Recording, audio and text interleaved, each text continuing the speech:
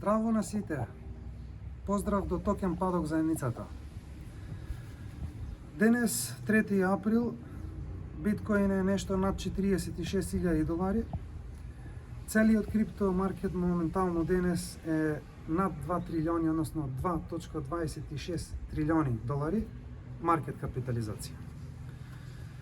Во една ваква ситуација каде што имаме многу комплексни случувања околу нас, од почетокот на преходните години со затварањето, бесправното, нелегално затворање на цел свет врз основа на корона кризата, и тоа нормално дека ќе има последици.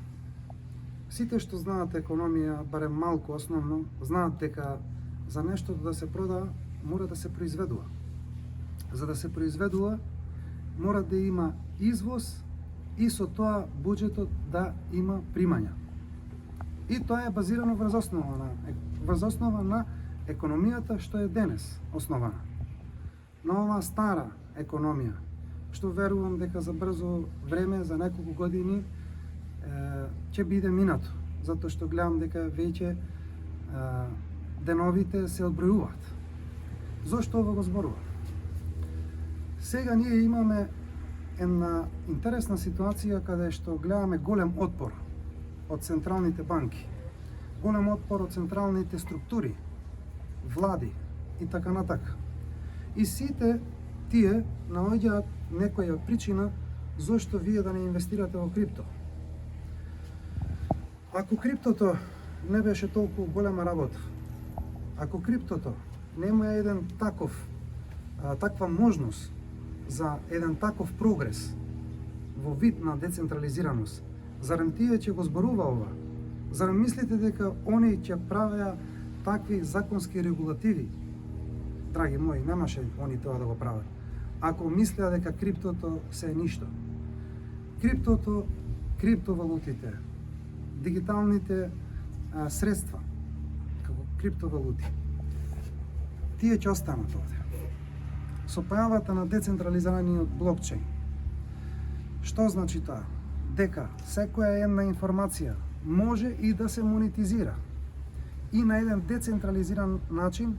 Што значи тоа? Значи нема централа, нема одбор на директори, нема газда. Туку секој еден што учествува во мрежата е дел, односно собственик де факто де јуре на таа мрежа. Затоа децентрализираноста е многу битна. Инфлацијата веќе се движи рапидно, посебно на почетокот на ова година, прв квартал на ова година, се скршија сите рекорди уште од времето на 2008 кризата. И сега веќе идеме на едни рекорди уште од големата депресија. Значи ќе има уште понатака голема инфлација, што дури и централните органи тоа го признаваат. Сега, во врска за инфлацијата, за бројките да ви објаснам една работа. Ниедна влада нема да ви каже точната реална инфлација. Точната реална инфлација е гледате кога одите на пазар, кога водите во продавница. Тоа не може да биде индивидуална одлука на продавачите, како што се случува сега во Македонија. Слушам дека некој бара некаква инспекција, дека некој бара нешто да проверува во продавниците. Но меѓутоа не оди тоа така. Они ја креваат цената затоа што за да дојдат до тие средства и за да ги понудат во продавницата, трошокот за нив е исто така зголем. И затоа ги креваат цените. А трошокот нивни се зголемува заради инфлацијата. Инфлацијата се случи како одраз на 2 години заклучување, намалување на производството, и сега идат деновите кај што треба да се плаќа. Значи, таа сметка треба да се плаќа. Луѓето денес многу лесно може да бидат дистрактирани од централните медиуми. Многу луѓе заборавија веќе и да дискутираат за короната. Сега се дискутира за војната во Украина и тоа е топ тема. И слушам дека централни влади насекаде во светот се правдаат со ова настаната војна, се правдаат зошто финансите не им се во добра состојба, зошто буџетите не им се добри во добра состојба. Драги мои, тоа е апсолутно лага. Зошто? Еве пример ќе ви кажам. Велика Британија ги има еден од најголемите резерви на нафта во светот. Зборувам за рафинирана нафта. Но меѓутоа таму нафтата е крената дупло. Дали тоа ви изгледа логично? Некој што има најмногу од нафтата, да ја качува нафтата дупло со изговор за војната. Сега, зошто се случува тоа? Затоа што изминативе години, и тоа секогаш било тренд, но меѓутоа со короната, ова темпо се засили. Зборувам за трошењето на владите. Зборувам за нивните популистички мерки. Еве ќе ви дадам еден пример. Замислете, имате една плата од 500 евра. И вашето дете сака да му купите некаков поклон што, да речеме, би коштал 700 евра. И вие сакате да му угодите на детето. И сето тоа е во ред. Секој сака да угоди, нели? И вие одите и го купувате. Што и да е, тој предмет, што и да е. Тоа што кошта 700 евра, а вашата плата е 500 евра. А имаме трошкови во месецот што коштаат 400 евра, значи ова е пример само што кажувам да бидеме појасни.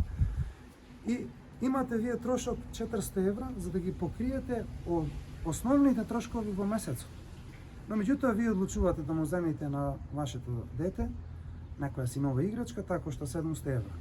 Зошто? Затоа што едноставно вие го сакате тоа и сакате да му покажете на детето дека го сакате. Но тоа вие ако го направите, вие влагате во долг. Ова е еден таков пример што го спомнав, тоа се случува со сите влади. Они имаат еден приход во буџетот, тоа е реалниот буџет, тоа е реален БДП. Значи колку вие имате извоз, колку имате приход во касата. Тоа е реалниот буџет, а не е реален буџет расходот, тоа што они ви го прават. Затоа што они трошат многу повеќе него тоа што може една држава да го дозволи. Почнувајќи од Америка се до Македонија. Секогаш на сите економски крашови, на сите економски падови во светот, во историјата, проверете, можете да проверете на интернет овие потоци. Секогаш граѓаните го плаќаат долгот. Тие се тие што го плаќаат долгот. Не го плаќа владата. И сигурно нема да го платат големите глобални корпорации. Значи, прво ова треба да го разјасниме. Централните власти, како што реков пред малку, се многу исплашени од крипто, многу се исплашени од биткоин, затоа што биткоин го има најдецентрализираниот блокчейн што постои. Затоа биткоин е што е биткоин.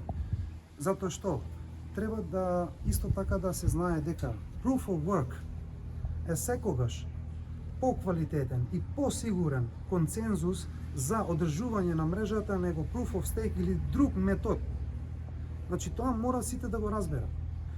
И исто така се зборува често како наводно биткоинот многу трошил струја за минирање. Тоа е една фама што се шири во последниве години, особено овие 2 години. Една фама цело време се и таа фама доаѓа од токму од централните власти. Сега да ви кажам дека тоа е тотално лага. Прво и основно, биткоин троши помалку од 1% од светската потрошувачка на струја, компаративно за други индустрии. Право тука, од тука да почне. Втора работа, биткоин повеќе од пола енергијата што ја добива за мајнирање, ја добива од обновливи извори. Што значи? Значи нема уништување на планетата Земја, туку доаѓа од обновливи извори, како сонце, вода и така натака. Дури и ова ситуација што имавме брилијантна идеја во Ел Салвадор од манирање на вулкани, од вулканската енергија, термичката енергија што доаѓа од вулканите, за да може да ги напајуваат сите тие мајнери. Значи ова сакам многу да го разјаснам, прво да ви стане јасно, затоа што денешно време има многу секакви вести, особено кога се работи за криптото. Има секаков вид на вести. И верувајте, повеќе од тие вести се лажни. Дури и официјални сајтови што се занимаваат со вести за крипто, пошто јас генерално сум во таа бранша и тоа многу добро го разбирам, знам како ги организираат тие работи, знам на кој начин ги пишуваат сите тие статии и така натака. Проблемот е што многу популарно англиски би рекло FAT, скратено, FAT, значи многу лажни вести излагаат. Многу погрешни вести излагаат. Особено централните медиуми и некои такви крипто сајтови што едноставно сакаат повеќе лајкови наместо да дават поквалитетна информација. Ве молам, значи сите кога следете за крипто, секогаш барајте официјални страни, CoinMarketCap, CoinGecko, TokenPaddock исто така. Зошто? Затоа што TokenPaddock јас исклучиво земам информации само од самите developers, од луѓето што го прават тоа, што стојат за тој проект. Значи, од тука ги добивам информациите. Едукацијата мора да биде исто така од еден таков извор каде што е реално подкован за да добиете една таква информација, односно правилна едукација. Значи мора да почнете со тие места каде што можете да се едуцирате. Исто така и во мојот сајт имате, во TokenPaddock сајтот имате исто така секција за едукација што е бесплатна за сите. Знам дека повеќето од вас немате време многу за читање, но верувајте, малку да одземете од вашето TikTok видео, од вашето Facebook search engine, од вашите Instagram фотографии, одземете помалку по 5 минути од сите тие платформи и ставете ги во едукација на крипто, за да разберете што зборувам, за да разберете што се случува со светот и за да разберете зошто централата се плаши од криптото. Централата сака моќ. Моќта се базира врз контрола. Криптото е нешто спротивно. Нема централна контрола. И затоа се они исплашени. Ова војна нема да престане. Ова војна ќе продолжи. Ако некој дел од вас може би знаете, веќе Европска унија сака исто така да донесе една регулатива, закон, со дека секој еден што има крипто треба да биде во официјална адреса, односно во тие централни менувачници, крипто централни менувачници како Binance, како Coinbase, KuCoin и така натака ги има многу. Зошто е ова битно за нив? Затоа што кога луѓето одат, кога вложуваат во крипто и кога користат децентрализирани финансии, тоа е најголемиот страф за нив. Затоа што тие губат контрола тука. Затоа што само тогаш индивидуалецот, поединецот е во контрола. Со децентрализирани финансии вие сте во контрола. Затоа они се плашат толку многу од децентрализирани финансии. Но убавината во децентрализирани финансии се докажа во Украина, сред војна. Луѓето беа приморани затоа што владата им кажа не можете повеќе да извлечете од 3000 евра во тек на еден месец. Тоа вклучува и за луѓе што има многу повеќе средства од 3000 евра. Но меѓутоа не беа во можност да ги повлечат тие средства. И што направија тие луѓе? Луѓето преку ноќ почна да учат за крипто. И преку ноќ почна да префрлаат средства во крипто, за да можат како бегалци од Украина да отидат во друга држава, затоа што не може да ги повлечат своите финансиски средства од Украина. Затоа што таму има војна. Централата е скоро разрушена.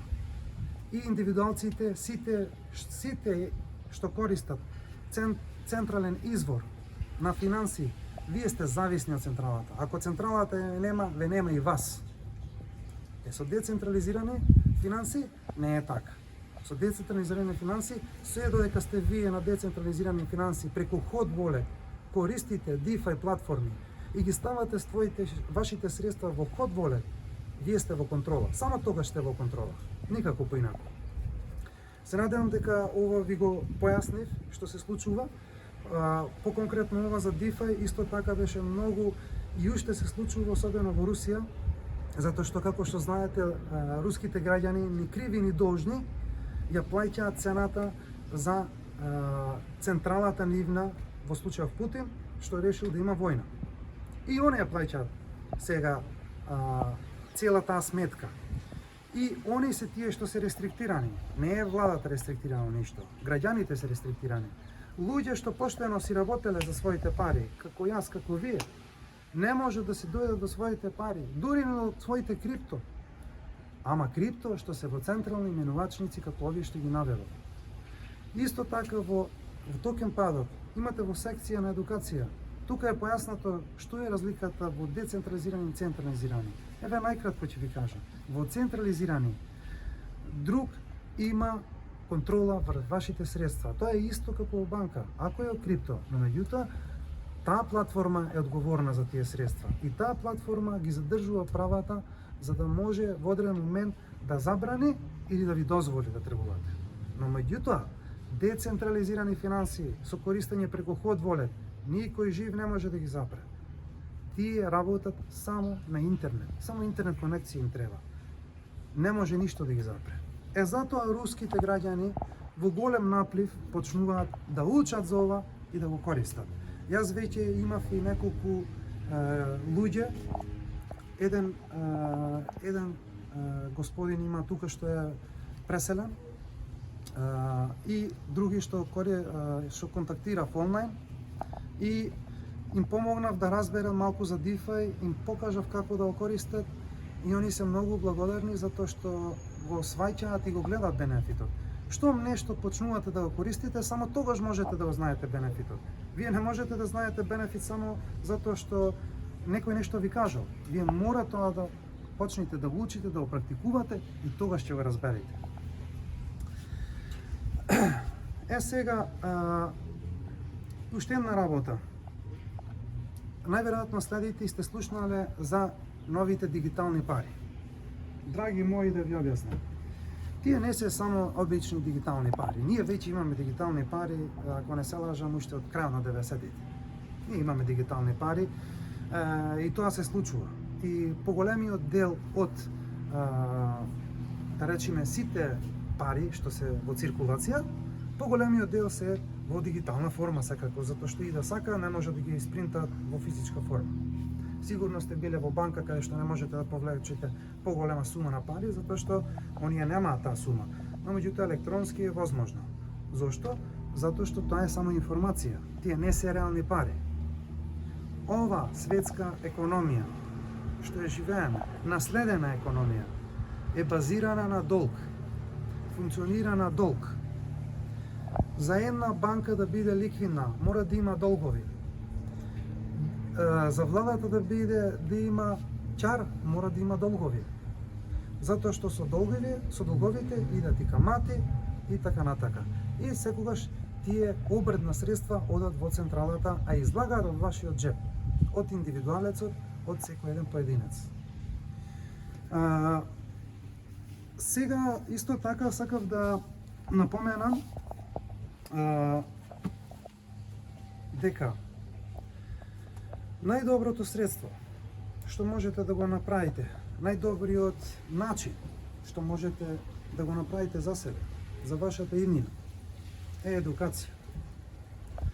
Мислам дека едукацијата е најдоброто средство да се борите против инфлација и било какви негативни последици во општеството.